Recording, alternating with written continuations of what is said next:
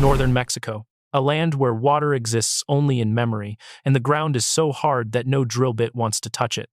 For an entire century, this place was a limit of life, and yet, right at the center of the dryness, a counterintuitive counterattack campaign officially began, bringing 23 creatures weighing nearly 1 ton, giant water-consuming machines, straight into the heart of this extreme temperature zone. Many experts called this a hopeless ending. In theory, the herd would be completely exhausted before it could find the first blade of grass. But reality went completely in the opposite direction. The surface temperature of the soil here suddenly dropped, even though the sun was still burning as before. Potential seeds from 100 years earlier suddenly exploded, turning dust clouds into lush green grasslands. Most astonishing of all, the desert is truly being forced to retreat. What mistake turned a rich grassland into a tightly compacted wasteland? What really happened? The Janos Biosphere Reserve, covering more than 526,000 hectares in Chihuahua, Mexico, now records water evaporation levels many times higher than actual rainfall. But analysis of sediment layers and ecological records shows that this barren land was once a continuous grassland ecosystem containing one of the most diverse networks of life on the continent. The degradation of Janos did not happen naturally. It was the result of a mistaken ecological intervention that lasted more than a century. More than 100 years ago, the native bison populations here were hunted until no trace remained. To fill the economic gap, millions of commercial cattle were brought in for grazing. This mechanical replacement itself triggered a systemic crisis. Ecological data points to a fatal difference. Domesticated cattle tend to gather around water sources and eat vegetation all the way down to the roots. Their wide, flat hooves, combined with the habit of standing still in one place, created enormous compression force on the soil surface. In only a few decades, the fertile topsoil of Janos was compacted into a crust as hard as concrete. Without plant roots to hold the soil, the microbial structure broke apart. Artificial fences were built everywhere, cutting off the migration corridors of wildlife. The grassland disappeared, leaving behind a barren crust that could no longer absorb nutrients. The disappearance of vegetation was only the surface. Something worse was happening beneath the topsoil, turning every later mechanical intervention by humans into a hopeless effort and forcing them to think about a somewhat insane biological solution, bringing the very giant creatures once wiped out back to this barren land. When the soil surface became compacted to an extreme level, the water cycle in Janos was completely disabled. Regional meteorological stations recorded this: when rainwater fell, it could not penetrate the hard crust to replenish the groundwater system. Instead, the water slid across the surface, creating local flash floods and washing away the last few millimeters of organic humus. After the rain, the burning sun caused the remaining water to evaporate at dizzying speed. Desertification entered a stage where it could no longer recover by itself. Management agencies tested a series of first-generation technical interventions. They scattered artificial seeds from airplanes, installed small-scale water barriers to hold water, and plowed the soil with machines. The recorded result was a perfect zero. Seeds were blown away by the wind or withered before they could take root. Machines consumed enormous costs but created only short-term surface impacts, unable to rebuild the underground microbial system. Any crude intervention was rejected by this harsh environment. You cannot use machines to force a land to stop evaporating water, but if modern technology failed, could an ancient biological machine do it? Leave a comment and tell us whether you trust machine intervention or the power of nature more, because the decision made afterward shook the entire scientific world. In the middle of complete deadlock, an unprecedented ecological blueprint was placed on the agenda, releasing a bison herd directly into the high-temperature center of a water-depleted desert to see whether their endurance could create a miracle. In an effort to turn the situation around, ecological research institutes and cross-border conservation organizations proposed a bold hypothesis. The only way to reverse the drying process was to restore the central missing piece of the food chain keystone species that shaped the environment. They decided to use the very creature that had once been removed from this region, the bison. Genetic data was the decisive factor for success or failure. The 23 bison, including 20 females and 3 males with superior physical condition, were strictly selected from Wind Cave National Park in the United States. This is one of the rare populations in the world that has preserved one of the purest genetic lines, without hybridization with cattle DNA after population collapse events during the severe decline period of the past. They carry an original wild genome, proven through physiological tests to be capable of enduring water resource shortages and sudden changes in temperature range. The transport process was carried out under the supervision of leading zoology experts, using specialized trucks with temperature control systems to minimize stress for the herd throughout the long cross-border journey. As soon as they arrived at the gathering point, all 23 individuals had to go through strict biological quarantine steps to eliminate every risk of spreading foreign pathogens. The receiving environment at that moment was an extremely harsh challenge, with temperatures remaining at maximum levels, dry cracked clay soil, and native vegetation almost completely absent. The scientific team agreed to apply a natural adaptation method, with absolutely no intervention using industrial feed. This decision was meant to awaken the primitive survival behaviors lying dormant in the genetic code of this animal. If they could not locate underground water veins or scarce dry grass sources by themselves, the project would face total failure right from the first days. But as soon as their hooves touched the hardened land, a complex physical and chemical mechanism began to activate, officially opening one of the greatest nature restoration campaigns of the decade. GPS tracking data from the first months showed that the 23 bison were not wandering aimlessly. They immediately formed a natural herd structure and continuously moved up to dozens of kilometers each day. This non-stop movement behavior itself was the first weapon breaking apart the concrete-like crust of the desert surface. The first breakthrough weapon lay in the biological structure of their hooves, operating like natural geological drilling machines.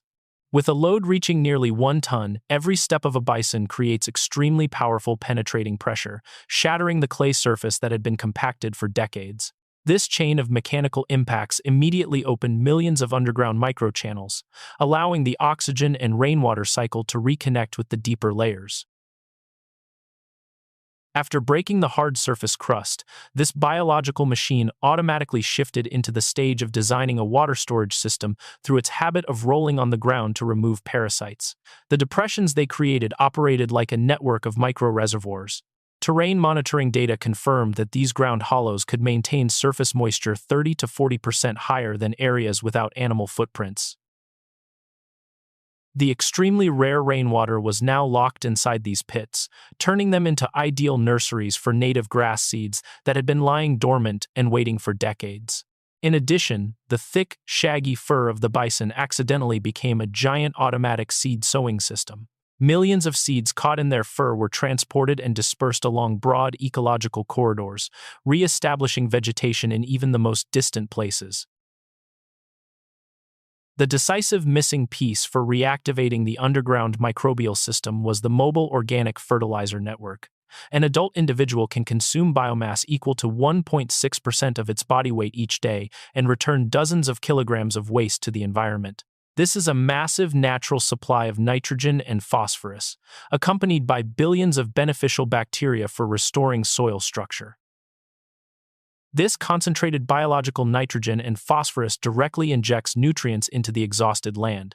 Instead of grazing down to the roots like cattle, bison only clip the upper part of the grass, consuming about 1/3 of the leaf portion, an action that stimulates plants to drive their roots many times deeper to search for water and grow stronger.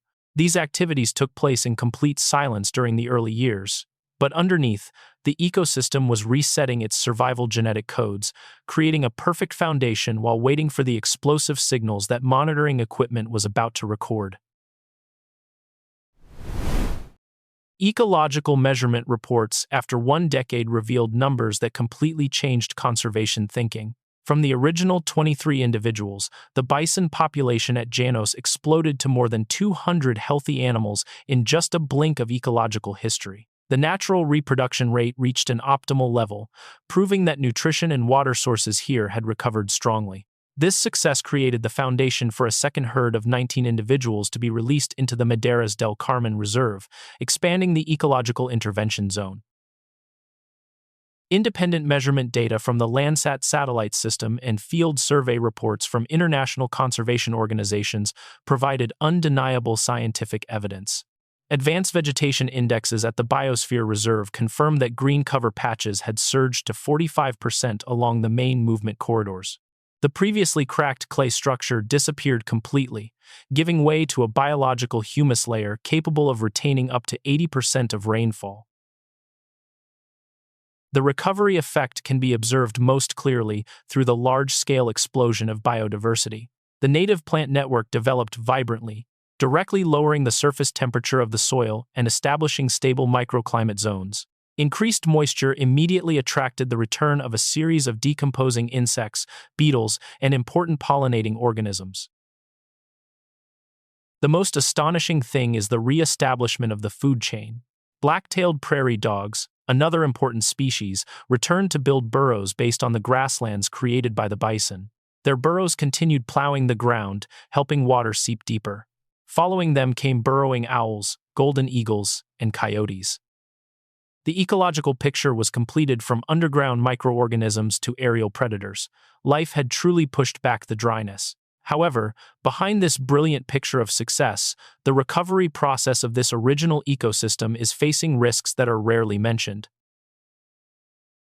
The leading risk comes from the genetic bottleneck phenomenon, as the entire current population originates from only 23 founding individuals. A shortage of genetic diversity could lead to inbreeding decline if managers do not soon establish safe corridors to add new bloodlines from reserves in the northern region.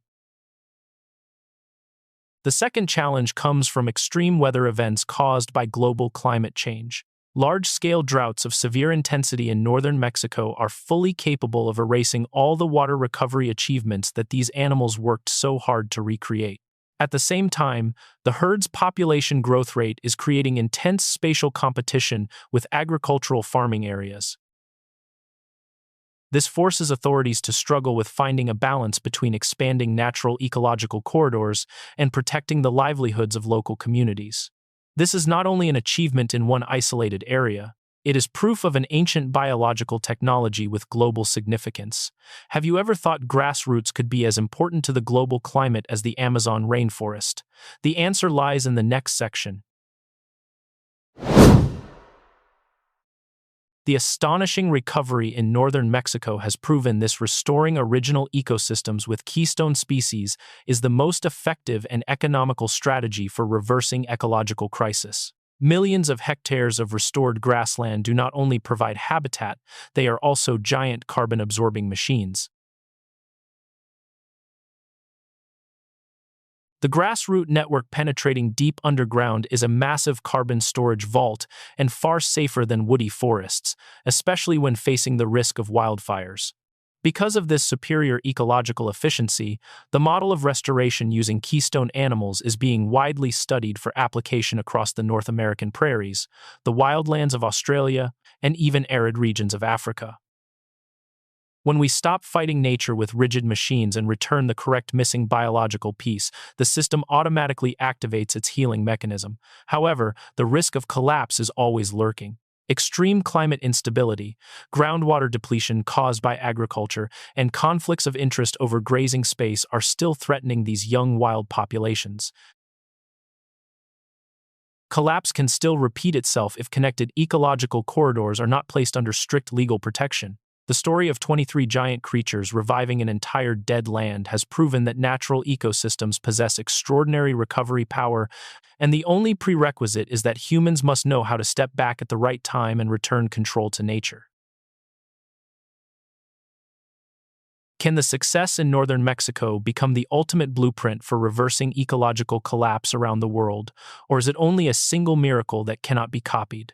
The answer may decide the survival of many other desert lands. Hit like, share, and subscribe to follow the next shocking investigation files about the fiercest ecological battles on the planet.